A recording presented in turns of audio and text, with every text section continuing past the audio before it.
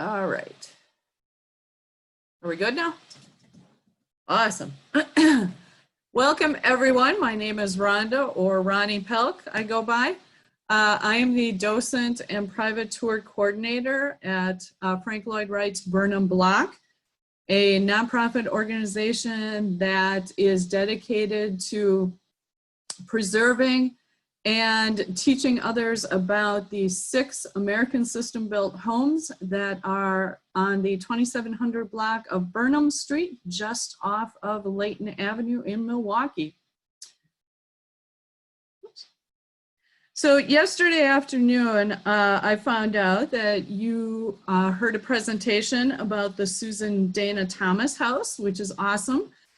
Not one I've been to yet. I'm hoping to get there. Well, I was going to do it this summer, but apparently we'll have to wait till next summer now. What is interesting about that house, though, as opposed to the one that you're going to see tonight, is one of the houses, or the house that you'll see tonight, probably fits in one of the rooms at the Dana house. And it was probably built at about a 10th or, well, no, probably about 100th of the cost.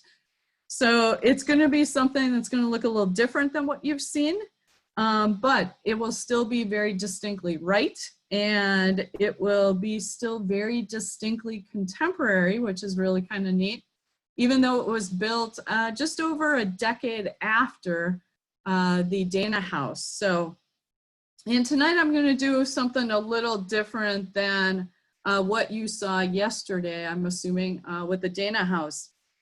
I'm not going to be focusing on the 6 individual houses that make up Burnham, or the restoration efforts that we've done so far, or what the organization is planning to do for the remaining houses. What I am going to do instead is look at the project as a whole.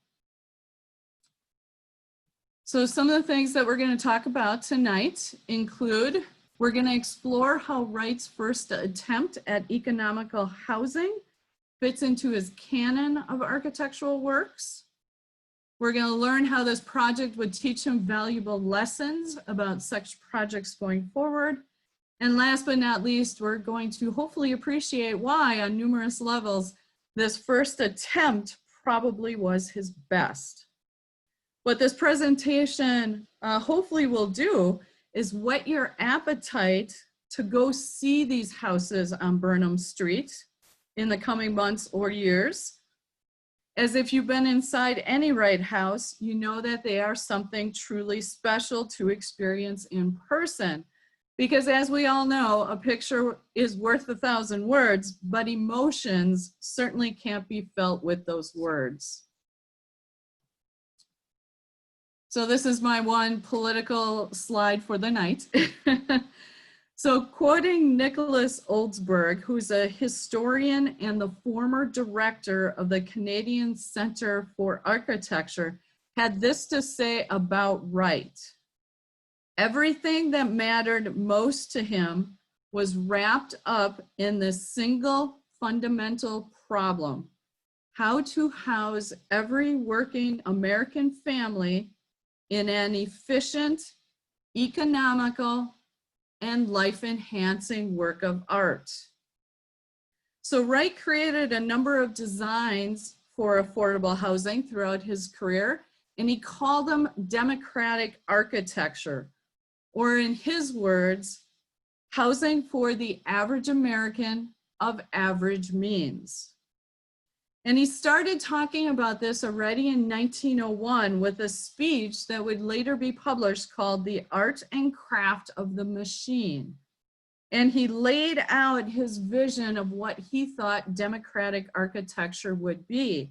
And he firmly believed that the house would have to go to the factory instead of skilled labor coming to the job site.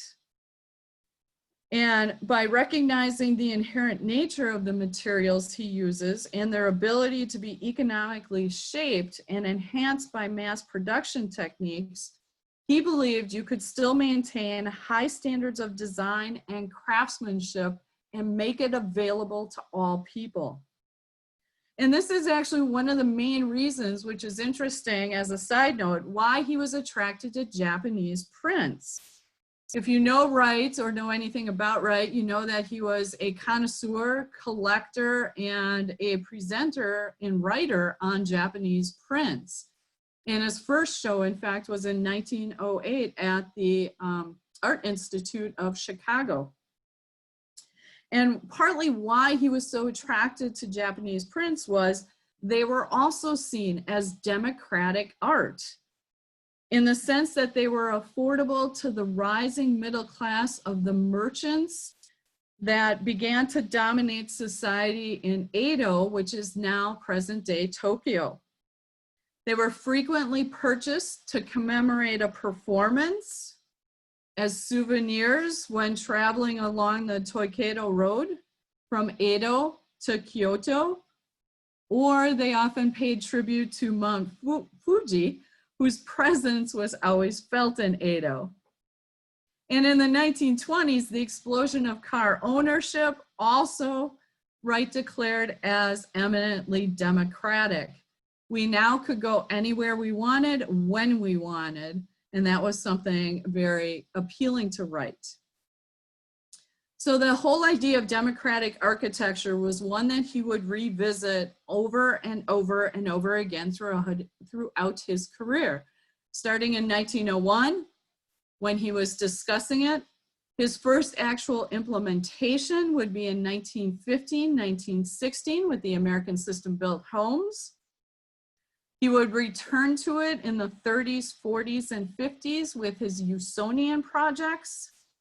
And last but not least, in 1955 and 1959, he would be contracted by Marshall Erdman to design 3 prefab buildings.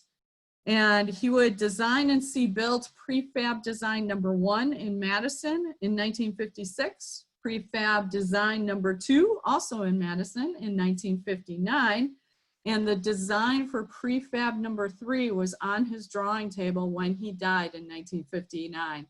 So this is a reoccurring theme in his architecture and something that he believed in very passionately. So let's begin with his first attempt at democratic architecture. And to understand why this perhaps was his most successful attempt, we have to go all the way back to the beginning. So the year is 1911. 2 entrepreneurial businessmen visiting the Lake Geneva area, Arthur L. Richards and John J. Williams, were looking at a vacant lot where once stood the Grand Whiting House Hotel. And together they hatched this brilliant idea.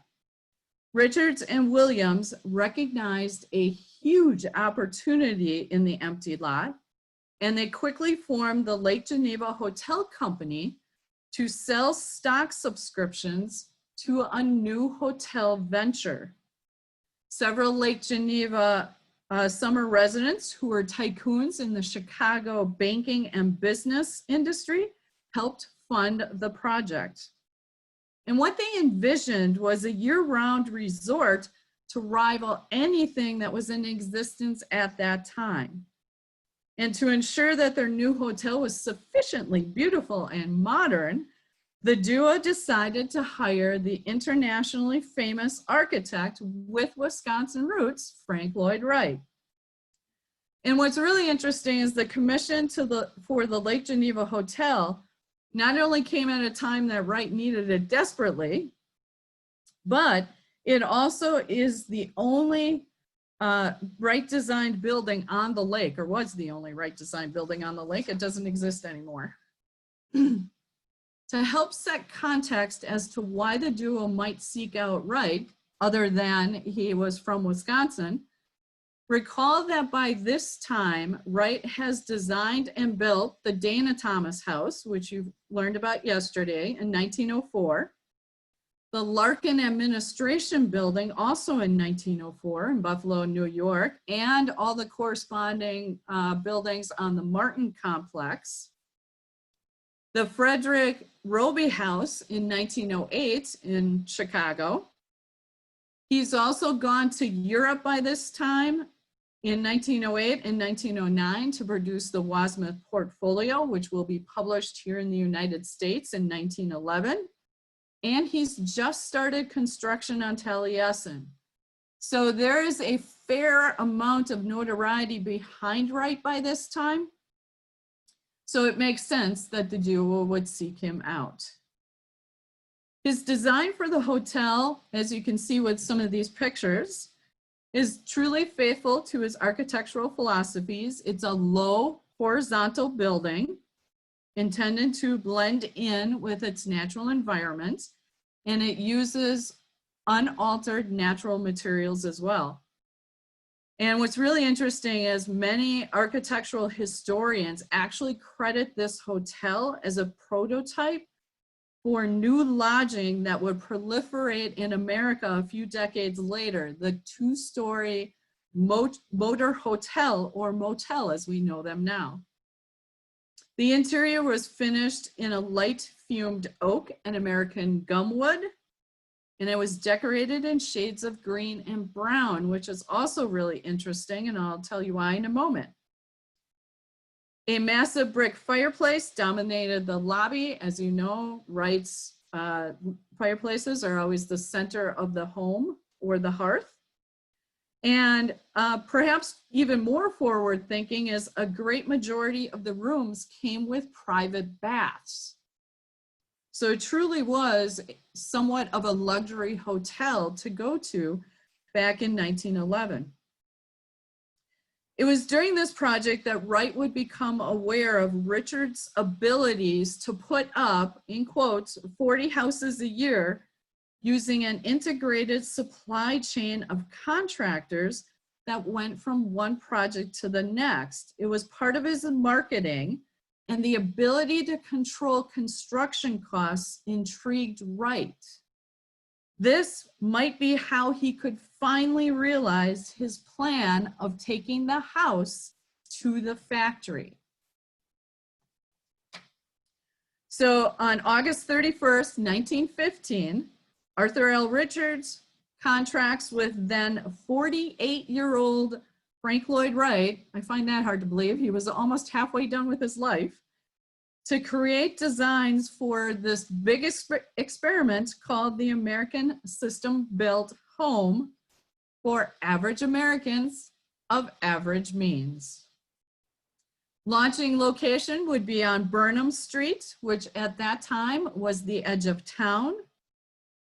The dwellings both Wright and Richards believed would sell like hotcakes, and they would actually become part of subdivisions that would be replicated not only in the US, but Canada and Europe as well. Think about that for a second, what this world might look like if that had happened, to have Wright designed houses by the thousands. I wonder if he would be considered as lauded an architect as he is, if we had thousands and thousands of his houses all over the world. Wright collaborated with Richards, who provided the organization, logistics, building materials, initial investment, and marketing for the project. The contract would be revised in 1916 and again in June of 1917. It provided the option for Wright to sit on the board of directors, and as far as we know, he never took him up on that offer. He made money only through the royalties of each building sold. Richards and a small group of investors would formally organize the Richards Company as the business entity to manufacture, market, and distribute this unique system of housing based on Wright designs. There were about 24 designs that Wright came up with, and they were initially offered at a sales price of $2,700 to $3,500 for smaller homes, and between $5,000 and $100,000 for larger buildings. What's also really interesting is at that time, those prices were 10 to 20% less than comparable houses at that time. Buyers were provided with the design, materials, and construction at a set price. But unlike other prefab homes and the kits that you could buy, only authorized contractors could build these, thereby assuring the purchaser a quality building at a set price without the uncertainty of cost overruns and the risk of poor quality construction. So let's take a look at what the system was. So I have a drawing here that this is actually what the customers would have looked at when they came into a distributor and said, we're interested in buying an American system built home. And what you will notice is it's A24, so the A model, and there's a 241, a 242, and a 243. So Wright created a series of basic designs, giving them a letter designation between A and N, although not all letters were used. Each basic design had variations, including number of rooms, floors, or choice of roof type. So all models began with a letter indicating the basic design, followed by several digits representing the variations. And I can't tell you what the 24 means as far as the variation. What I can tell you, though, is that last digit always indicated the type of roof. So any design that ended in a 1 would have a flat roof. Any design that ended, oops, I have those backwards, sorry. I just saw that. Any design that ended in a 2 was a gable roof, which is actually your lower left hand. And then any design that ended in a 3 was a hipped roof. And what's really neat is to see how different these houses looked just by changing the roof line, nothing else. The interior still stayed the same. So that was part of the design. It was developed on the basis of a 2-foot grid, which allowed for economical use of standard lumber sizes. Placement of walls, doors, and windows in this grid allowed for the factory to make simple modifications to the standard plan if necessitated by either client requests or site conditions. So you would go into a distributor and the first thing you would have to do is select, what do I want the inside of my layout to look like? So you're flipping through the book and you say, A24, I like that layout, that's what I want. So you start with that. You then chose what roof line you wanted. And then you went to a number of interior details, including kitchen configurations, built-in cabinets, whether you wanted a sleeping porch or not. There was art glass options, and you can kind of see that on this drawing. The windows have art glass in them, as well as there was minimal designs for Frank Lloyd Wright designed furniture. Once you ticked off everything that you wanted for your house, construction detail sheets were prepared and assembled into a complete set of drawings that would lead to the fabrication of the home parts at the factory, which would then get shipped to the job site. So let's say you like the B plan. So that's what you're looking at here is the B1 plan. So let's say you like the layout. You like where the bedrooms are, you like where the fireplace is, you like how the front porch is off the living room, you like the plan. But let's say you have 3 kids. Well, if you look at the bedroom on the bottom, you see that there's a slightly wider bed. So that could be for mom and dad or the kids. And then if you look at the top one, you see there's only 1 bed in there. So if I have 3 kids, I don't think they're all going to fit, right? Mom and dad will take 1. Maybe 2 of the kids will take the other one. I need a 3rd bedroom. So one of the things that Wright did with these designs is he started with what's called a main mass. So everything that you need minimally for a house, X number of bedrooms, a bathroom, a living room, and a kitchen, were all self-contained in that main mass. Now, if I need another bedroom, what do? I can either go up or out. And those were options that you could do to add additional space or additional rooms. And it didn't affect the main mass. So it was another one of the ways you could customize your home based on your individual needs. So what I'm showing you on the far right is the design plan for B11, which had an extra room on the second level. And then there's also B23, which had almost a full second level and a hipped roof, hence why there's a 3 at the end. So B11 also has the flat roof, 1 indicating that, and B23 has that hipped roof, the 3 indicating that. So it was really neat to be able to do your modifications just based on how many people are in your family and how you want the rooms to, or how many rooms you want actually in your house. The other thing that also these plans could have done to them is, depending on the site locations, they actually could be blueprinted backwards and built that way. So your site, let's say you're bumping up against a line of trees and you don't want to have your line of windows against those trees, you want them on the other side. So what you can do is blueprint the plan backwards and build it that way, taking full use of the sunlight that you would have on that other side.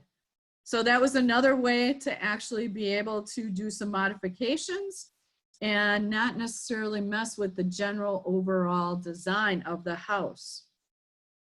Richards actually encouraged the construction of demonstration houses for the franchise holders. And by 1917, more than 12 licensed dealers opened for business. And they pretty much stayed in the Midwest. Unfortunately, they didn't go any further than that. There's a number in Wisconsin, a few in Illinois, 1 in Indiana, and 1 in Ohio. So,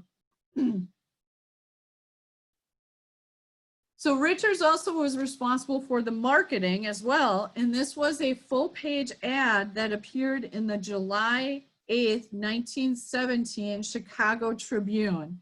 And if any of you know who Sherwood, yeah, Anderson is, very famous author. However, prior to him becoming a very famous author, he wrote advertising copy. And if you know Sherwood, that blows a lot of people away.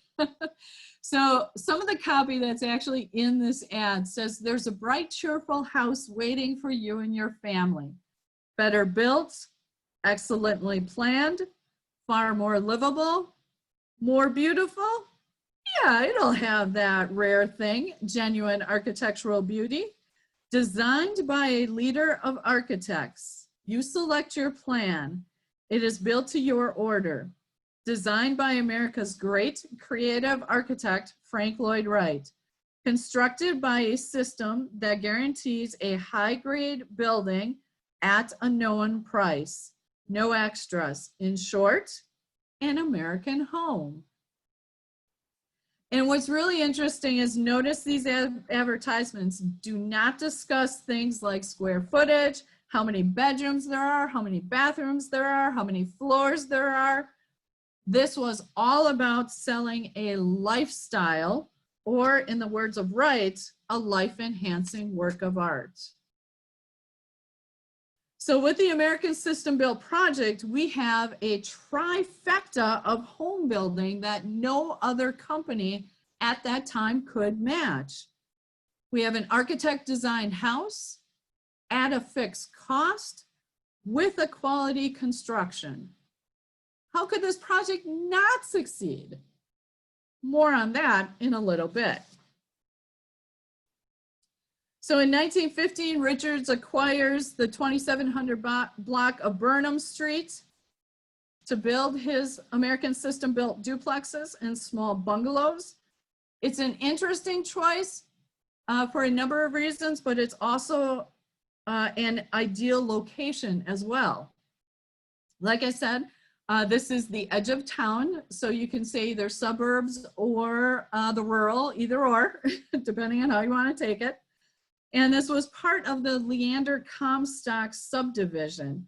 And the Comstocks actually grew celery for market. So prior to these homes, these were celery fields, which is really wild to imagine today. And the neighborhood was already home to the mother house of the School Sisters of St. Francis, an international order of nuns dedicated to education that originally came from Germany. So don't mess with a nun, it's a pretty safe neighborhood. Favorable transportation factors also likely played a factor in his choice. If you can see down at the bottom along Burnham Street, I have a set of train tracks. The city line as well as the interurban could be picked up at 31st Street in Burnham. So it wasn't that far away. Remember, this is 27th to 28th Street. So it was very convenient to city service, which would take you downtown, or the interurban, which would take you points out west as far as East Troy. Construction of these 6 dwellings began on October of 1915, and they be completed on July 5th, 1916. B1 was done at the cost of $3,000. And the 6 structures likely owe their existence to the desire to prototype the plans to shake out the production bugs. Because again, they are hoping to be building these like hotcakes, and they needed to be able to make sure that they could do it in a timely and efficient manner. So what's also interesting is it does not appear that they were ever used or marketed to the public as a whole when they were first built. That would come later on, but at least initially they were not designed or marketed to the public. So what we have on Burnham Street are 6 buildings. First one is C3. So it's a C house or C plan with a hipped roof. B1 is the next one, which is the drawing we saw. And then we have 3 duplexes, or 4 duplexes, sorry, that follow all the way along. The first 3 are facing towards 28th Street, and the last one is actually facing toward 27th Street. So it's actually flipped. So remember I said we could blueprint the plans backwards and build them backwards. That's what we did, or that's what he did, I should say, with the last duplex is it's actually flipped and built in reverse.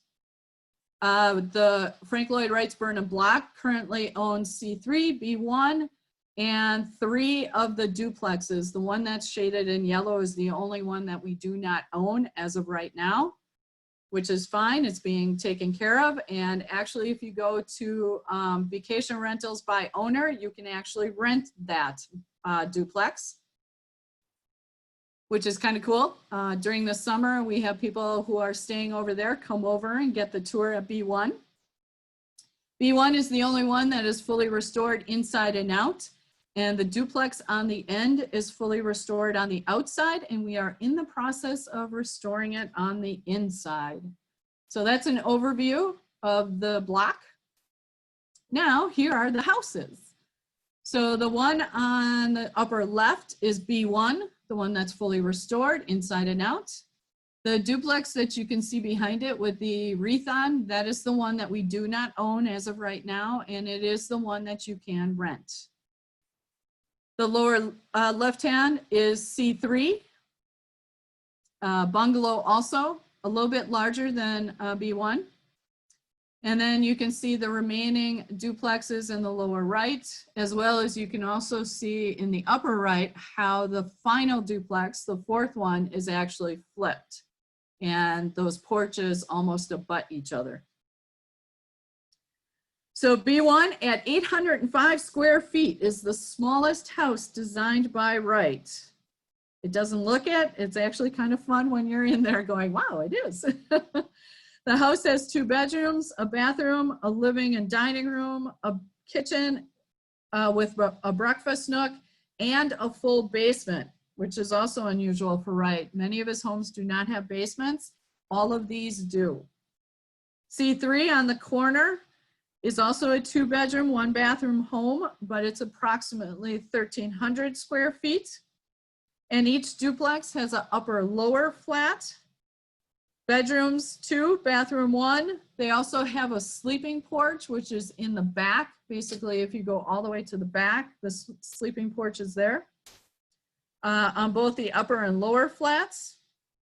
And both the upper and lower are about 1,100 square feet each.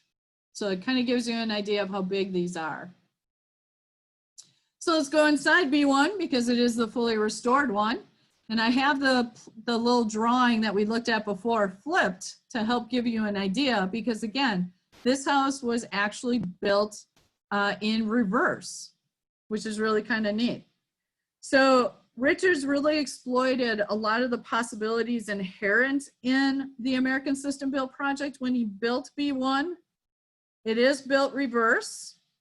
There are actually 3 extra windows in the living room, basically where the piano is, which I don't know if you can tell, but it's along the far wall to your right.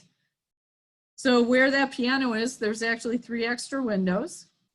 And the kitchen built-in cabinets have been adjusted to a different configuration than what's in the drawing, and that was something you could do. So it's kind of neat to actually be in it and look and see what they did and how they adjusted it. All these changes required very little effort on Wright's part to create a set of construction drawings.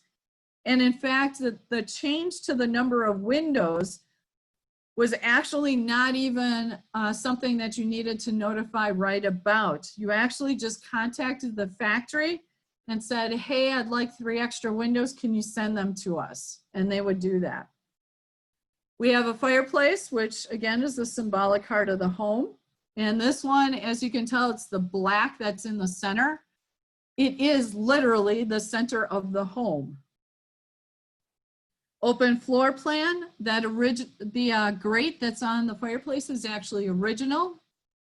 The built-in that you see in the living room there is also original. The furniture is not, but it's based on drawings from these homes. And what's really interesting is that table that you see in the drawing is not connected to the wall. It actually tucks in under the bookcase and it can be moved out.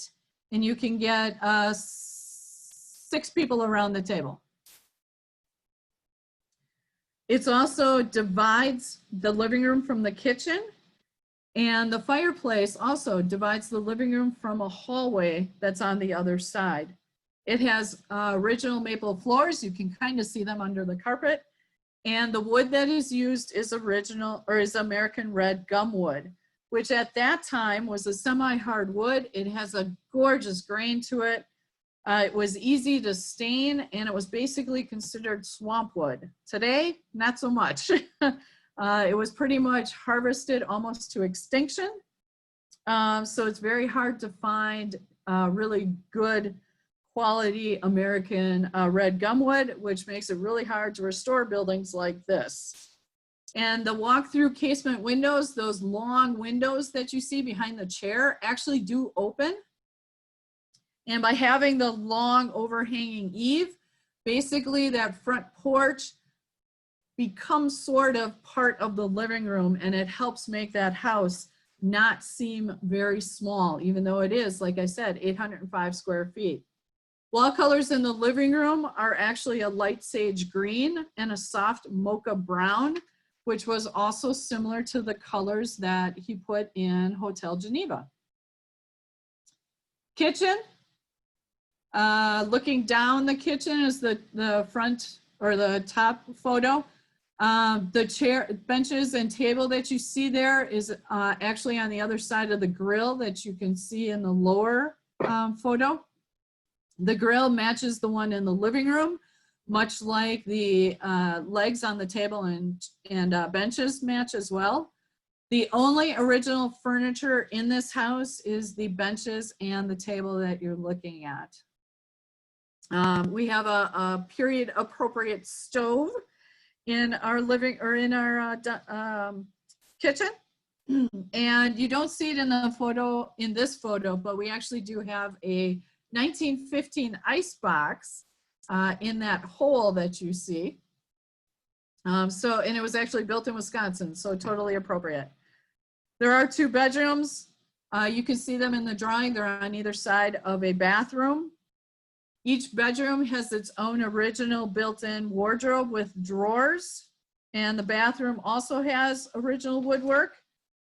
The sink that is in the bathroom was not in the bathroom when we bought the house. It was actually downstairs in the basement, so we brought it back up again. And there is a claw-footed bathtub also in the bathroom that actually came from one of the duplexes. So original to the project, just not original to the building. So the 4 duplexes, again, the last one you can see is flipped, which is one of the things that you could do. And there actually is a full bank of windows along the upper flat. So by flipping it this way, you actually get a whole bunch of sunlight in on that upper level, which is really kind of neat. The exterior planter boxes, you can see the one in front. There's actually 2 on the sides, 1 on each side of the windows as well.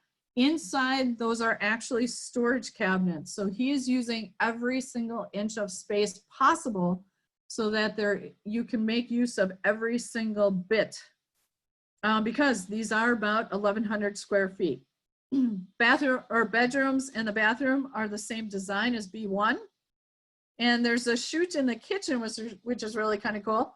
That is a pull down for an incinerator door.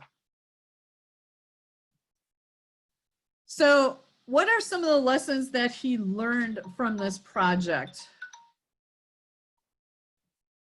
So it's widely believed that he never actually visited Burnham Block and that Russell Barr Williamson was actually the project architect for this. So he never got to see it live and in person. However, Williamson was keeping him in the loop. At this time, Wright is working on the plans for the Imperial Hotel in Tokyo. So his mind obviously is elsewhere. But even though he had a hands-on, or hands-off, I should say, approach, he did learn a number of lessons, including turning over the building to another company can result in less than superior construction of the homes, which did happen. Because Richards was free to use his pipeline of contractors to fulfill the materials needed for these houses, he ended up taking some shortcuts. For instance, the stucco on these buildings failed within 10 years of being built. So Wright, I'm sure, would have had not a whole lot to say about that, were he actually overseeing the construction. On the upside, though, the costs were actually contained. By working with a company as opposed to an individual, there is no ownership of the house. And this actually really bothered him. These houses are actually in fairly decent condition. A number of them have only had 3 or 4 owners, so they were well taken care of, but a number of the other ones were not. So when we get to restoring them, it's going to be a bit of effort. And because they weren't built for a specific person, the owners who actually have been in them either didn't respect Wright, didn't like Wright, didn't care about Wright, or didn't know what they were living in. So by actually having them designed for a specific person, he finds out people are more willing to actually take better care of them. And systematizing designs leads to efficiencies within the firm, but it sacrifices the creativity of the architect. As we all know, new projects bring new challenges, new ideas, new theories, new possibilities. And simply creating a set of drawings based on a selection from some random client had to be unfulfilling, to say the least. So even though Wright was hands-off, and it was assumed that they were going to make thousands and thousands of dollars on this project, I don't think it was really truly fulfilling for him. So real quickly, what was his second opportunity to design democratic architecture, well, that would be the Usonian homes, which had a limited success. There actually are more of these than there are American system built. However, what ends up happening is, despite Wright's aspirations towards simplicity and economy, the homes often exceeded budgeted costs, many of them averaging $10,000 or more. And like all of his designs, the Usonians became unique custom homes for families of comfortable means. And in 1950, Wright would actually admit that the buyers of these homes were the upper middle third of the democratic strata of our country. So even though he was trying to make them for average homes for average Americans, they ended up being those for the upper middle class. And there's between 60 and 100 of these built across the United States. So while there's more of them, again, they were a somewhat limited success. So they always say that imitation is the sincerest form of flattery.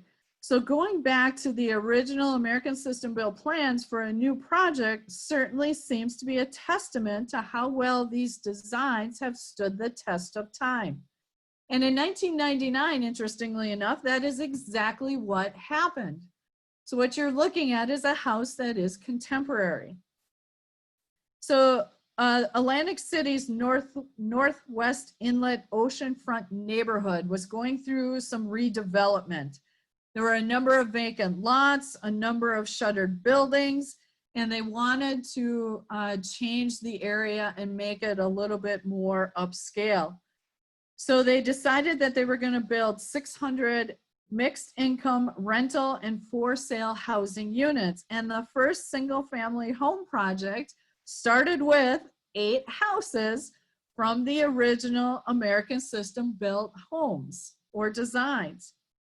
The rest of the 40 homes in that first phase were also based on Wright's designs. And while they did not replicate the original homes completely, due to being actually brought up to code, as you can imagine, 1916 versus 1999, different things, they do actually reflect a lot of the similar designs that were done for the 1916. They also have modern amenities like a garage, which Wright didn't always believe in, trademark uses of the large overhangs, sloped or flat roofs, and again, that returned to the earth tone colors. What's also interesting is they did add front and rear porches to encourage interaction among the residents. And the first homes were 2 to 3 bedrooms. They were 1260 to 1630 square feet. And they went for a grand total of $125,000 to $150,000. By today's standard, not a lot. 1999 could have been a little pricey, but they were actually in view of the Trump Taj Mahal Casino. That's what you can see in the background there. So as you can see, the American System Built project has an enduring legacy that demonstrated a viable solution to Wright's desire for democratic architecture.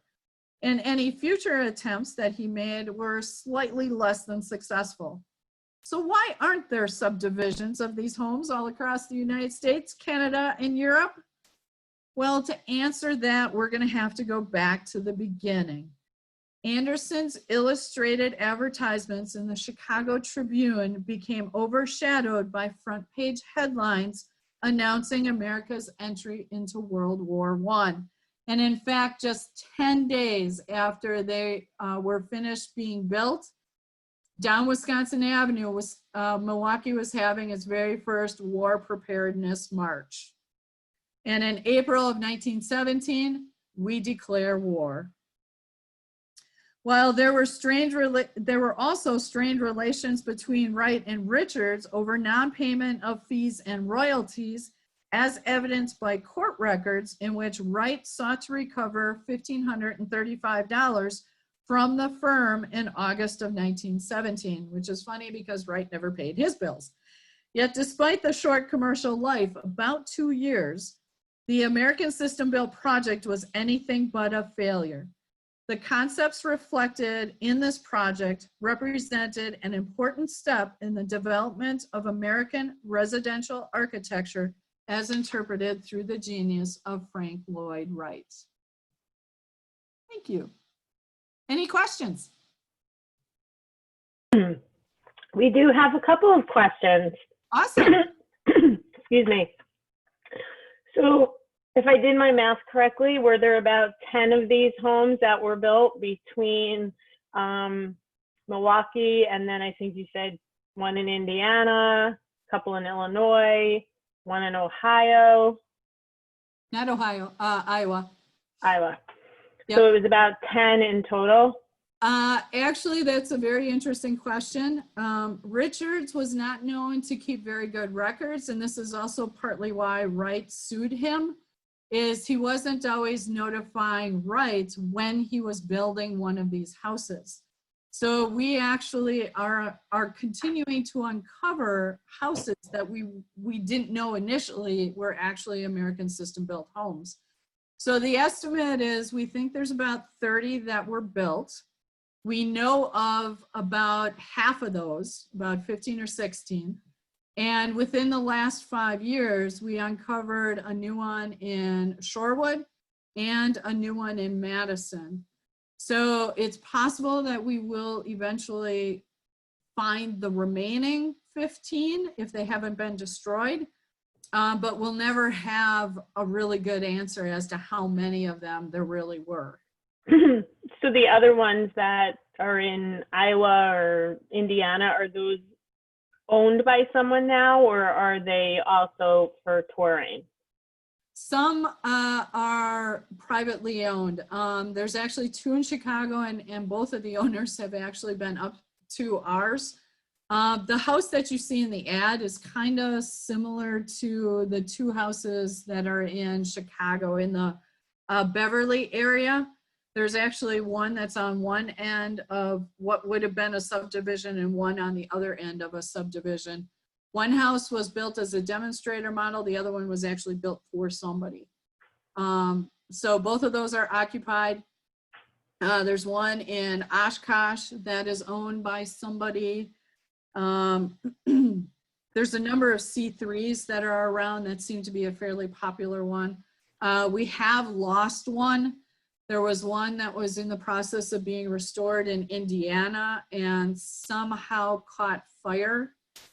And everything was being done through grants and donations to do the restoration to begin with. And when the fire hit, they basically said, there's nothing we can do. We just don't have the money. So we actually have lost one. The one in Iowa actually is tourable. You actually can go see it and go through it. So some are available to actually be looked at, like ours are. So somebody asked how much it costs to renovate the 2 houses that you've done, one full and an exterior, right? And right, who correct. paid for that? Who And paid for it, how much, all of those fun questions, yes. Yeah. So B1 actually cost about $300,000 to restore inside and out. It was done through donations, as well as we applied for what's called Saving America's Treasures. It's a grant given by the Department of Interior, but it's overseen by the National Park Service. And it's a hugely, hugely competitive grant to get. So we submitted our application, hoping against hope that we would get it, and they actually did award it to us.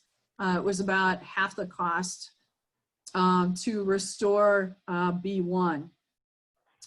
What ended up kind of making that one a little more expensive than we were expecting is once we got that stucco off the outside of the house, we found out that the original stucco actually had asbestos in it. So overnight, it became a hazardous waste site, which jacked up the price. And the stucco actually has, the current finish actually has quartz and granite actually in the stucco itself. It's a really cool sort of finish. And it has white stones in it, purple stones in it, and black stones in it. Those purple stones, we ended up finding that there is one mine in the United States where these come from. They only go there when they have a large enough order, and our 805 square foot house wasn't a large enough order. So we could either wait or we could substitute something else. So those black stones that are in there are actually weren't in there originally. So that kind of ended up jacking up the cost a little bit as well. With the duplex, the outside, like I said, is restored, and that was done, again, being young, naive, whatever you want to call it. We decided to go to Save America's Treasures and apply for another grant. And lo and behold, they actually gave it to us, which we're like, holy crap. So that helped us to restore the outside. We have decided not to go to the well a third time to do the inside. So the inside is being done through donations. And we just, Frank Lloyd Wright's Burnham block was part of another organization, and I'm not going to go through all of that, but the organization as it exists today is or was organized in August of 2017. So we needed to put a board together to actually run that organization, and we just have finalized all the people that we're going to have on that board. So their first task will be to raise funds so that we can finish the interior and then go to C3, which will be the next one, and then the other two duplexes that we own. So that's great. We had a question about whether or not Wright was the actual architect, or was it someone who worked for him that designed these plans? Wright was the actual architect. When he came back from Europe, when he was there doing the Westmouth portfolio, and he was starting to talk to Richards while they were doing the Hotel Geneva, they were in conversation, they were talking. It's one of those things where this project, here's another slushy detail. Depending on who you talk to, some people say that this project could have started as early as 1911 when him and Richard started talking. Other people will say it's 1914 when he really did a concerted effort in design, in creating the drawings and everything. The actual building didn't start till 1915, 1916, 1917. So we kind of have a fairly decent hard date, but it's a little slushier on when the begin date is. But as far as we know, Wright did actually do all of these designs. Like I said, when it came to actually creating the construction drawings though, because he was pretty much hard down on the Imperial Hotel at that time, probably the apprentices would have taken care of that. How many projects did he have going at one time, do you think? Do you know? Depends on the time, depends on where he is in his career. It isn't unusual for, and the thing to remember is he was never necessarily alone. Even when he had his own home and studio, he had people helping him. So it's not like everything fell to him. He wasn't, you know, just by himself. He always had people helping him. It always was a bunch. So, you know, even when he had his home and studio, he had, you know, the big three, Griffith, Burley, and Monty, I think is the other person I'm thinking of. So he had three top architects that were working with him and for him. So it isn't unusual in an architectural firm to be working on 3, 4, 5 projects at the same time. That doesn't necessarily mean that Wright is involved intensively in each one of those. he, depending on how the licensing goes, he will have to sign off on all of them. And I'm sure when a project comes in, he's the one that talks to the client. He's the one that works out the details, but then turns over the actual creation of the drawings to his architects, to his associates. So it's always this give and take as to what he does versus what his associates do. But ultimately it's his name on the drawings. It's his name, or he's the one who gets credit. But yeah, you're never working on one. It's always 3, 4, 5. My sister's an architect, so she frequently is only working on one because the project's large enough that it demands all of her attention. But the firm that she works with has, several projects in the door at the same time. Great question. Thank you. Were these like prefabbed houses? I mean, they didn't come panels. It was just really the drawings, yeah. Right? Prefab is kind of a weird term, and it's what we know it as and what this was are two different things. So in today's world, prefab typically means that things like the trusses and the walls are actually assembled at the factory and then delivered to the site, and they're thrown up. In this case, probably, even though they're called prefab sometimes, the proper term, or the more correct term I should say, is either pre-cut or ready cut. So everything is cut, but then it is delivered to the site as it comes off the saw. So nothing is actually put together in the factory. It's all done at the job site.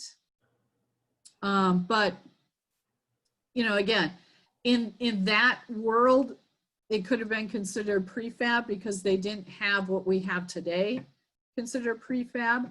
But technically, according to today's standards, I would say no, they're not prefab, they're pre-cut or ready cut. Great. I don't see that there are any more questions in the chat box. I had one more question. Okay. So when he was working on this Burnham block, yes. Was Burnham before or after he worked on the Annunciation Greek Church? The one in Wauwatosa? Way before. So during the end of his life, you're talking about multiple projects, right? So at the end of his life, he is working on the Marshall Urban prefab buildings, right? He is working on the Annunciation Greek Orthodox Church, and he's working on the Guggenheim. So we're not talking, little projects here. We're talking some pretty big projects. In fact, he would pass away before the Guggenheim was finished, so he would never see it completed.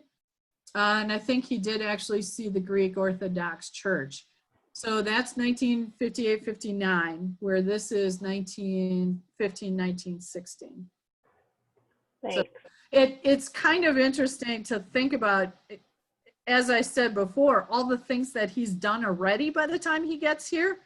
And then you start thinking about all the stuff that's still got to come, like Falling Water, like the S.C. Johnson complex, like the Guggenheim, like the Annunciation Church. I mean, all of that still has to come yet, which is really remarkable considering where he's been by this time. Right. Well, this is fascinating. I really appreciate you joining us tonight. I hope everyone enjoyed this presentation, and just wanted to remind everyone to check out jccchicago.org. In July, we have a couple more Frank Lloyd Wright sites we'll be visiting, including the only synagogue he ever built, Beth Shalom, outside of Philadelphia.